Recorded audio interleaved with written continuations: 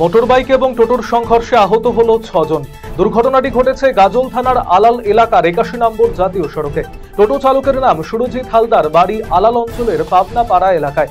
এদিন তিনি যাত্রী নিয়ে গাজলের দিকে আসছিলেন, সে সময় বিপরীত দিক থেকে আসা মোটরবাইকের সঙ্গে সংঘর্ষ হয় টোটোর। টোটো চালক এবং টোটোতে থাকা 4 যাত্রী ছিটকে পড়ে যান। পাশাপাশি মোটরবাইক চালকও আহত হন। পরবর্তীতে তাদের গাজল স্টেট জেনারেল হাসপাতালে ভর্তি করানো হয়। নিয়ন্ত্রণ হারিয়ে রাস্তা থেকে তিস্তা নদীতে পড়ে গেল পর্যটক সহ গাড়ি। ঘটনায় মৃত্যু হয়েছে এক পর্যটকের, নিখোঁজ আরও 9 জন। প্রায় 1000 ফুট উঁচু থেকে বৃহস্পতিবার রাতে তিস্তায় পড়ে যায় গাড়িটি। এই ঘটনায় একজন পর্যটকের মৃত্যু হয়েছে। নিখোঁজ এখনো পর্যন্ত 9 পর্যটক, যদিও এখনো পর্যন্ত পর্যটকদের নাম পরিচয় পাওয়া যায়নি। খাবারের মাংস ভর্তি গাড়ি আটকে আগুন জ্বালিয়ে দিল উত্তেজিত জনতা। ঘটনাটি ঘটেছে মাটিগাড়া পালপাড়া এলাকায় এশিয়ান হাইওয়ে 2-তে। খবর পেয়ে ঘটনাস্থলে ছুটে যায় মাটিগাড়া থানার বিশাল পুলিশ বাহিনী। ঘটনার পর পরিস্থিতি থমথমে রয়েছে। সিপিআইএমের শ্রমিক সংগঠন সিটুর প্রতিষ্ঠা দিবস পালিত হলো শুক্রবার। এদিন সারা রাজ্যের পাশাপাশি কালিয়াগঞ্জেও বাম শ্রমিক সংগঠনের সদস্যরা দিনটি উদযাপন করেন। সংগঠনের 56তম প্রতিষ্ঠা দিবস উপলক্ষে পতাকা উত্তোলন এবং শহীদ বেদিতে মাল্যদানের মধ্য দিয়ে মহেন্দ্রগঞ্জ পিডিজি কার্যালয়ের সামনে সিটুর প্রতিষ্ঠা দিবস পালন করা হয়। উপস্থিত ছিলেন সিআইটিউর উত্তর এরিয়া থানা কমিটির সম্পাদক প্রশান্ত ঘোষ, সিটু নেতা জ্যোতি ভদ্র সহ অন্যান্য নেতৃত্ব। ভিন রাজ্য থেকে বাড়ি ফিরছিলেন ট্রেনে চেপে, কিন্তু ফেরার পথে ঘটল মর্মান্তিক ঘটনা। ফারাক্কা ব্যারাজের ওপরে চলন্ত ট্রেন থেকে গঙ্গায় পড়ে তলিয়ে গেল মালদার মানিকচকের মথুরাপুর পাঠানপাড়া এলাকার এক পরিযায়ী শ্রমিক। স্বভাবতই ঘটনায় কান্নায় ভেঙে পড়েছেন পরিবারবর্গ। ঘটনার খবর পেয়ে এদিন ওই অসহায় পরিবারের বাড়িতে ছুটে যান জেলা যুব তৃণমূল সভাপতি বিশ্বজিৎ মণ্ডল। উদয়ন গুহের পালিত দুষ্কৃতীরা আমার বাড়িতে আক্রমণ করেছে, দিনহাটাতে অভিযোগ বিজেপি নেতা অজয় রায়ের। শুক্রবার সকালে সংবাদ মাধ্যমকে প্রতিক্রিয়া দিতে গিয়ে এমনটাই জানিয়েছেন তিনি, যদিও এই বিষয়ে তৃণমূল কংগ্রেসের তরফে পাল্টা কোনো প্রতিক্রিয়া পাওয়া যায়নি। দিনহাটা শহর থেকে 28 জন বাংলাদেশিকে গ্রেপ্তার করল পুলিশ। গোপন সূত্রে খবর পেয়ে দিনহাটা শহরের স্টেশন চৌপথি এলাকা থেকে তাদের গ্রেপ্তার করেন পুলিশ কর্মীরা। এদের মধ্যে 11 জন পুরুষ এবং 8 জন মহিলা এবং 9 জন শিশু রয়েছে বলে জানা গিয়েছে। বাংলাদেশের কোথায় তাদের বাড়ি সে বিষয়ে এখনো কোনো তথ্য সামনে আসেনি।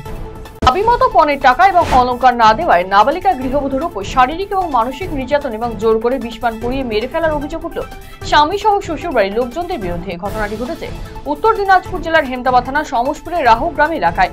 পুলিশ মৃতার স্বামীকে গ্রেফতার করার পাশাপাশি মৃতদেহ রায়গঞ্জ গভর্নমেন্ট মেডিকেল কলেজ ও হাসপাতালে ময়নাতদন্তের জন্য পাঠিয়েছে। গোপন সূত্রে পাওয়া খবরের ভিত্তিতে ব্রাউন সুগার সহ একজনকে গ্রেফতার করল মালদার কালিয়াচক থানার গোলাপগঞ্জ ফাঁড়ির পুলিশ। বৃহস্পতিবার রাতে গোলাপগঞ্জের বাবুরবোনা এলাকায় ঈদগাহ রোড থেকে তাকে গ্রেফতার করা হয়। ধৃতের নাম রুবেল হক, তার বাড়ি কালিয়াচকের সুবেদার টোলা এলাকায়। তার কাছ থেকে 5টি প্যাকেটে 512 গ্রাম ব্রাউন সুগার উদ্ধার করা হয়েছে, যার বাজার মূল্য প্রায় 50 লক্ষ টাকা। তার সঙ্গে আরো কেউ জড়িত রয়েছে কিনা তা তদন্ত শুরু হয়েছে। হাসপাতালে রক্ত সংকট মেটাতে চাঁচল মহকুমা প্রশাসনের উদ্যোগে আয়োজিত হল রক্তদান শিবির। চাঁচল প্রশাসনিক ভবনে আয়োজিত এই শিবিরে উপস্থিত ছিলেন মহকুমা শাসক সৌভিক মুখোপাধ্যায়, চাঁচল সুপার স্পেশালিটি হাসপাতালের সুপার ইনচার্জ মোহাম্মদ সামিম, জেলা পরিষদ সদস্য সাইরা বানু, চাঁচল 1 নম্বর পঞ্চায়েত সমিতির সহসভাপতি জাকির হোসেন সহ অন্যান্যরা। সেখানে রক্তদান মহকুমা শাসক সৌভিক মুখোপাধ্যায় সহ দপ্তরের অন্যান্য আধিকারিক এবং কর্মীরা। এদিন রক্তদাতাদের হাতে গাছের চারাও তুলে দেওয়া হয়। আগামীতে চাঁচল মহকুমার 6টি ব্লক এবং অন্যান্য পঞ্চায়েতেও রক্তদান শিবিরের আয়োজন করা হবে। বক্সিরহাট পুলিশের বড় সাফল্য, লরি বোঝাই মদ বাজেয়াপ্ত করল আসাম বাংলা সীমান্তে। বৃহস্পতিবার রাতে গোপন সূত্রে খবর পেয়ে আসামের দিক থেকে পশ্চিম বাংলায় ঢোকার মুখে জোড়াই মোড় নাকা চেকিং পয়েন্ট আটক করে লরিটি। তবে আসাম বাংলা সীমান্তের একাংশের মনের প্রশ্ন, আসামে এতগুলি চেক পয়েন্ট পার করে এসে কি করে বর্ডার অবধি পৌঁছলো এই লরি, তা নিয়ে প্রশ্ন দেখা দিয়েছে। উত্তর দিনাজপুর জেলা মহিলা ক্রীড়া সংস্থার পরিচালনা এবং জেলা মহিলা তৃণমূল কংগ্রেসের সহযোগিতায় রায়গঞ্জে অনুষ্ঠিত হল জেলা মহিলা অ্যাথলিট মিট 2025। শুক্রবার এই ক্রীড়া অনুষ্ঠানের আয়োজন করা হয় রায়গঞ্জের কর্ণজোড়া হাই স্কুল ময়দানে। অনুষ্ঠানে উপস্থিত ছিলেন রায়গঞ্জের বিধায়ক কৃষ্ণ কল্যাণী, পৌর প্রশাসক সন্দীপ বিশ্বাস, উপপৌর প্রশাসক অরিন্দম সরকার, পূর্ণেন্দু দে, জেলা মহিলা তৃণমূল সভানেত্রী চৈতালি ঘোষ সাহা, জেলা মহিলা ক্রীড়া সংস্থার কার্যকরী সভাপতি অজয় কুমার রায় সহ অনেকেই। জেলার প্রতিটি ব্লক থেকে 3 শতাধিক প্রতিযোগী এদিনের অনুষ্ঠানে অংশ নিয়েছে। 2টি ধাপে সম্পন্ন হয় এই প্রতিযোগিতা।